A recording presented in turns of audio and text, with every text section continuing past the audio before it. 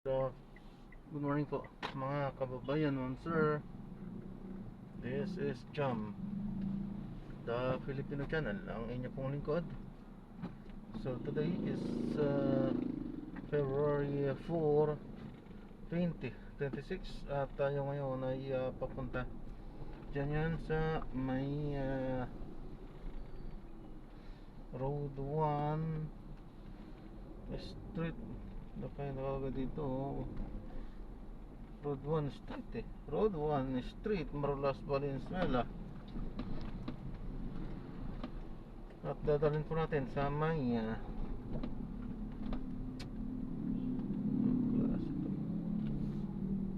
Pag-ibig Fund, Caloocan, sa may BPI building, sa may corner ng EDSA General Tirona Street, University Hills, sa Bagong Baryo, Barangay Barangay 138, Bagong Baryo, Caloocan po yan. Ito po. So magbabalik po tayo mamaya unti pag nakuha na po natin sila. Disclaimer lamang po, ang content po natin ay kalsada at hindi ang passenger. Kaya nga naman, sakali man po na may marinig kayo mga pangalan ng lugar, pangalan ng tao, pangalan ng organization sa government o private man yan, ay wala pong kinalaman ang channel nito at wala pong pinapatungkulan.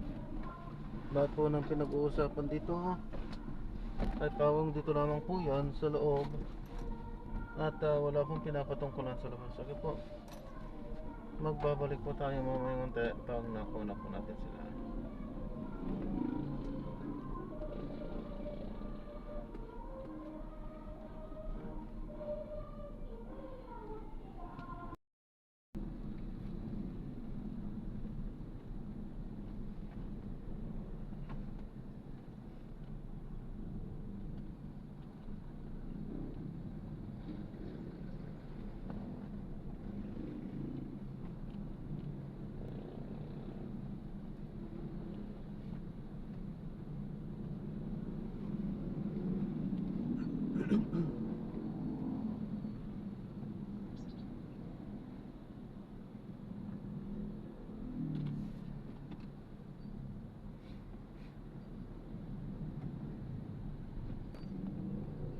Guidelines tungkol yan. Opo. Thank you po, Sir Melo. Salamat po. Maglalabay, we're targeting it po by February 15. Opo. Agad-agad makakapataka dahil Ang layo naman ng 60s. Ang kapunying! LTO makapaglabas naman ng memorandum circular for the details po, no, kung ano yung paraan, procedure and everything. At saka nyo pamayaan ang skula kung kailan tayo mag-umpisa nito, ano, Secretary? Yes po, pero ang target lang po namin ang police target. Thank you po. Magandang umaga po. Thank you po, Sir Melo. Salamat po. The Acting Secretary Giovanni Lopez, Department of Transportation. Okay, yan na. Abangan natin. May mga bago kasi ginagamit sa pamalaan na siyempre pag gano'n, malalaspak yun. Baka masacrifice yung road worthiness. Baka hindi lang silang madisgrasya, makadisgrasya pa sila doon sa ibang mga kasama nilang motorista at mga tumatawid, pedestrian, mga commuter, mga kapuso. Yun naman ang atin doon, no? Kaya natin nabanggit yung ganung bagay. May bagyo tayo, mga kapuso, ha? Pantay! Super! Ito, PZEE! Pantay! Bagyo! Abay bumilis po ang bagyong Basyang habang nasa karagatan ng Pilipinas. Uli pong namata ng pag-asa ang sentro ng bagyo sa layo. 875 kilometro silangan ng northeastern Mindanao, mga kapuso. At taglay po nito ang lakas sa hangin na abot ng 55 kilometro kada oras. Malapit sa gitna ang pagbukso nga abot ng 70 kilometro kada oras. Kumikilos po ang bagyo patungo sa kanlurang direksyon. Kanluran timog, kanlurang direksyon sa bilis na 20 kilometro kada oras. Meron na po tayong signal number 1. Mga kapuso, nakataas na po yan sa katimugang bahagi po ng Surigao del Sur. Posible po maglandfall ang bagyo sa Eastern Mindanao bukas ng gabi o sa Biyernes naman ng umaga. Super PZEE! Pantay! Bagyo! Balita na po sa ilang saglit, mga kapuso. Ako po naman ang inyong lingkod. wow, meron na tayo. Panalo! Alas 6, 59 na po ng umaga. Radyo na, TV pa, labanan ng fake news, dapat totoo. Melo del Prado sa Super Radio, DCWB.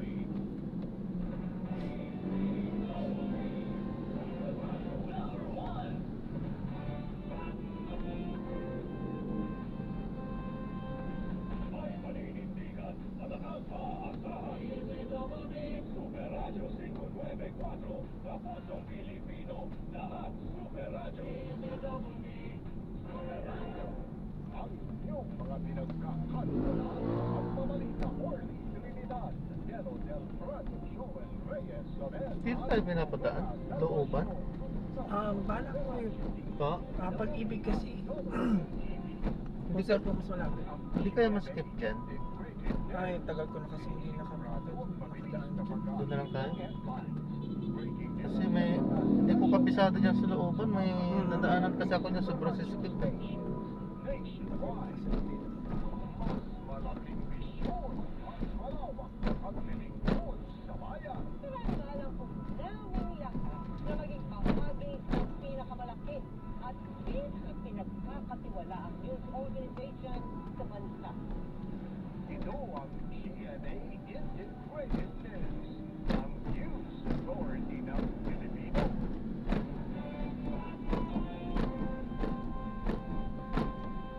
Kapag sa balita, yun ang aming panata. Super Radio 594, lagi naka-alerto, serbisyo, totoo. Kapuso nyo sa radyo.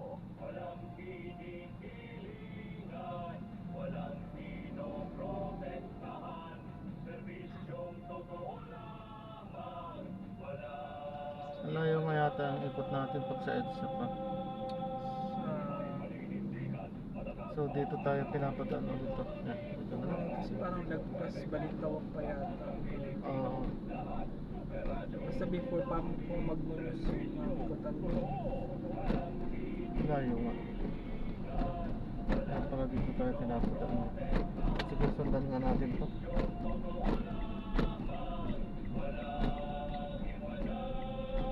Masisikip talaga kalsada kasi dyan. Kaya ayaw ko sanang gumadaan dyan. Standby sa Barbalita sa umaga nationwide. Standby! Mhm.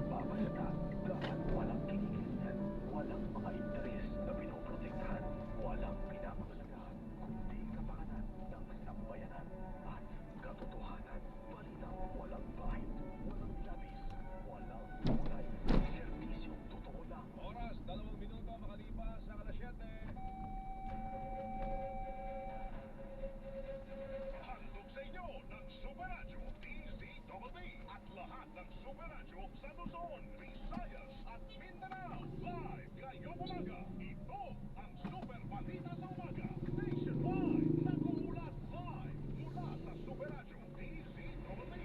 Narito sila Joel Reyes Sobel at Melo. Yan nga. Super sikip siya. Ang dami kasi mga nakapark dito eh. Okay sana yung kalsada. Ang problema yung mga nakapark. Paano nila? Malog-log pa dito pandaro ng konti. Sikip siya.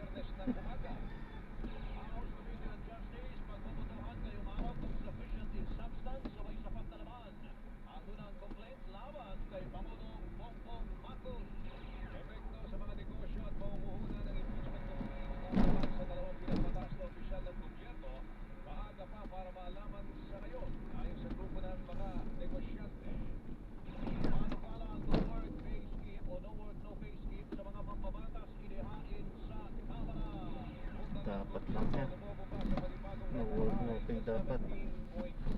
Naabuso eh, no? Meron yung ano, absent na naman ng Ayun, absent. ano naman eh. Dapat wala. Oo, talagang dapat wala talaga. Ayan, dito maluwag na dito.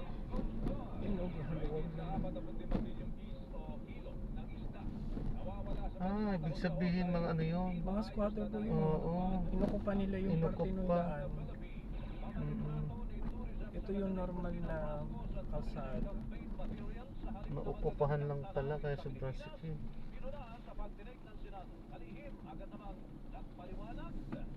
DILG nagkalap ng Tagal na 1 sila. milyong pisong pabuya sa makapagtuturo naman sa 7 suspect na pumatay sa isang pulis na itinapon sa septic tank. Diyan naman sa Bulacan.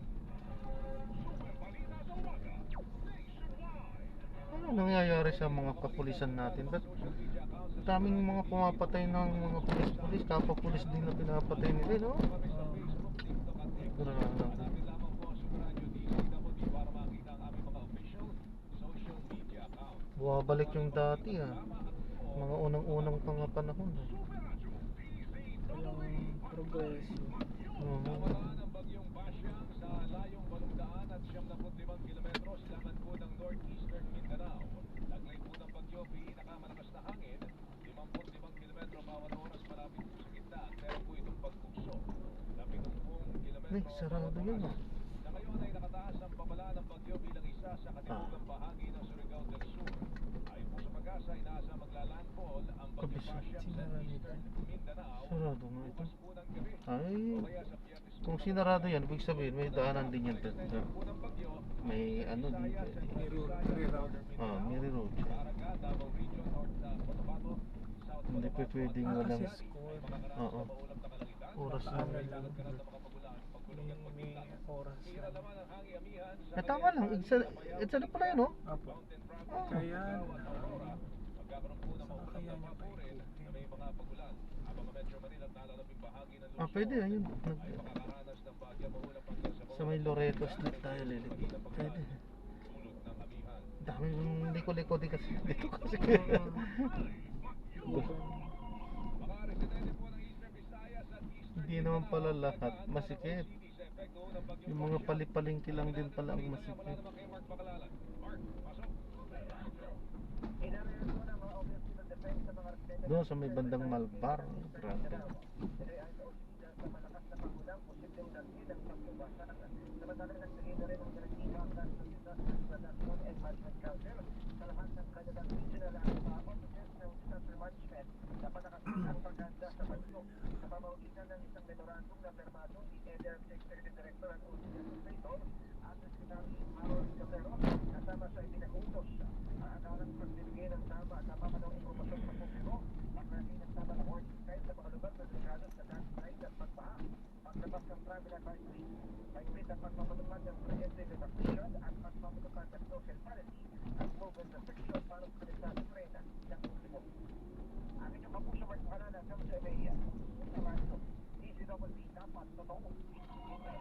Samantala, mga kapuso, pasok po sa bayan ng Santa Maria, Davao Occidental, suspindido bilang paghahanda sa epekto ng bagyong Basyang. Alamin natin ang balita mula kay John Ryan Calonia, Super Radio Davao. John, pasok.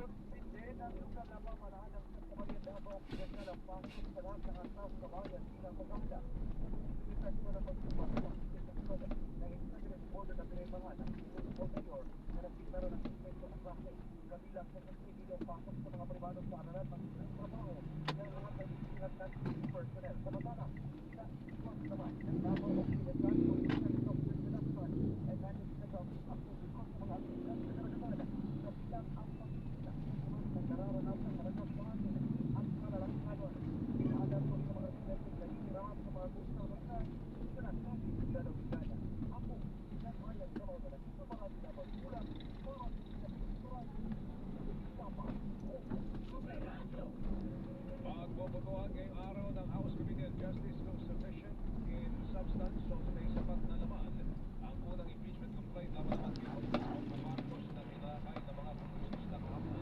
Mula sa Section 5 ng Rules of Impeachment, may tuturing na sufficient in substance ang isang reklamo kung may malinaw na salaysay na mga pangyayari at aligasyon na hindi lang po isang paratang.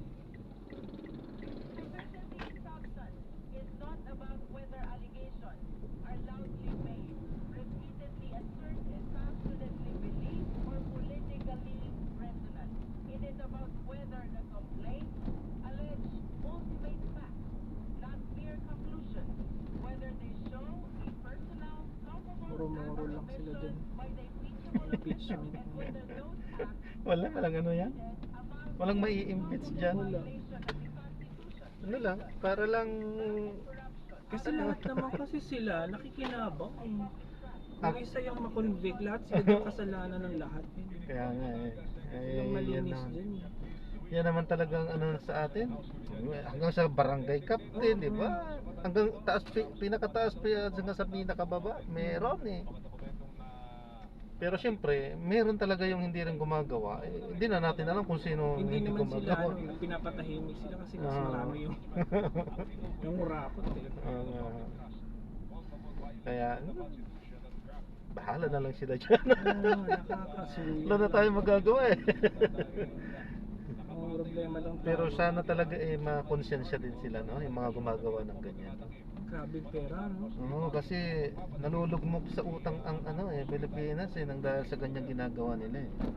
Yung pamangkin ko naglolo siya sa UP pero nagtatrabaho siya sa local. Yung isang kliyente daw nila, sangkot dun sa Mm. flood control ano man yan. Sila Diskaya ba o Eh, hindi? hindi si Diskaya. Ibang- Hindi niya sinabi yung pangalan. Ah. Basta ang bayad daw sa kanila, bulto-bultong ano, pera, Mo cash. talaga. Cash talaga, hindi pwedeng ano mo yun, yung Oo. cheque. Kasi matitrace Matitrace sila, Kaya lahat talaga sila dyan. Ibig lang sabihin talaga, totoo. yun, totoo. Mauutak na rin sila, no? Hindi na gumagamit ng sa bangko eh. Mm-mm. Kasi madalang i-trace. Madali. Pero matagal yun eh. Kasi nagtrabaho pa ako sa NGO dati, sa may Pangasinan. Mm. Normal yun eh, bag na pera, lagay. Hindi naman At- normal, pero yun ang ginagawa. I mean, alam na natin noon pa. Noon pa. Ako din, noon pa nga, kaso nga lang, ngayon, nagulat ako na napakalaki pala. Ina-expect ko dati, 1 million, 10 million, yun lang ina-expect ko. Ako daang million pala. Billion na. Billion pa nga. Grabe. Hindi ko in-expect na ganun pala kalaki. Tapos yung kalsada natin, puro bako-bako.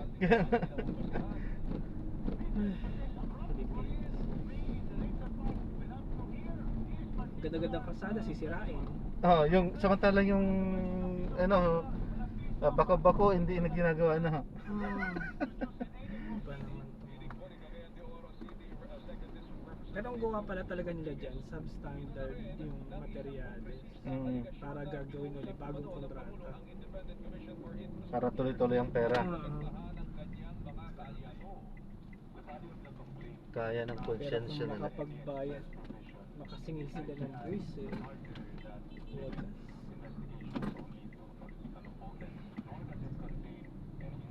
At baba kasi yung jeep dito.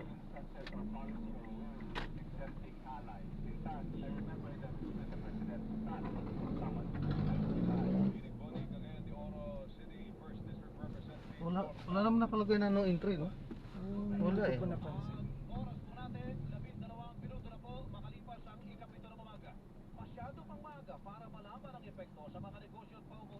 Two-way to. Sadya lang masikip dito kasi nagagamit yung kalsada.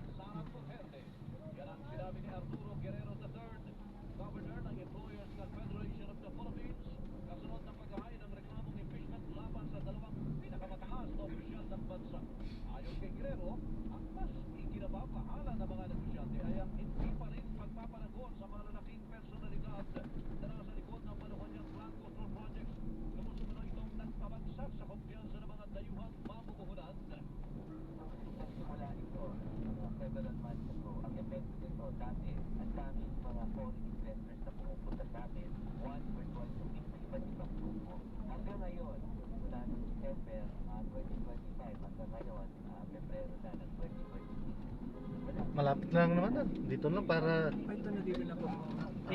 Ay, ito na, no? Opo, ito lang po yun. Sige po. Ingat po. Salamat. God bless. Thank you.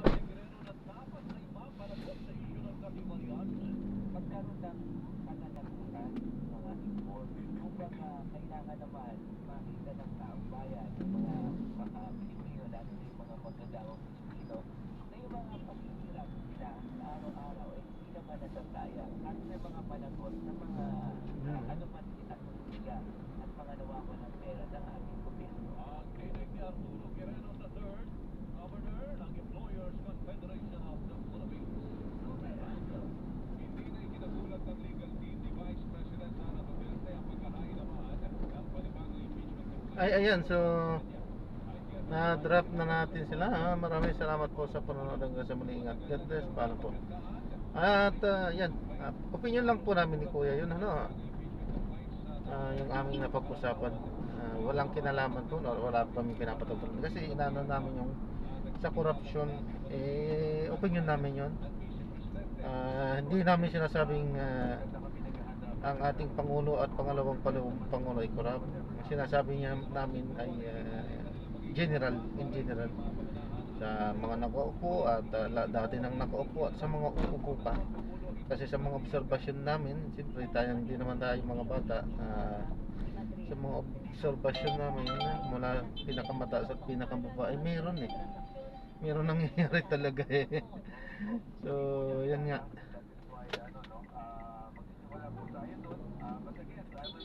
So yan, so maraming salamat po. God bless. Paalam po muna pa, samantala tayo gagawa na ng ibang video sa ating susunod na mission. Paalam po. So this is Jam, the Filipino channel, ang inyo pong lingkod. Paalam po.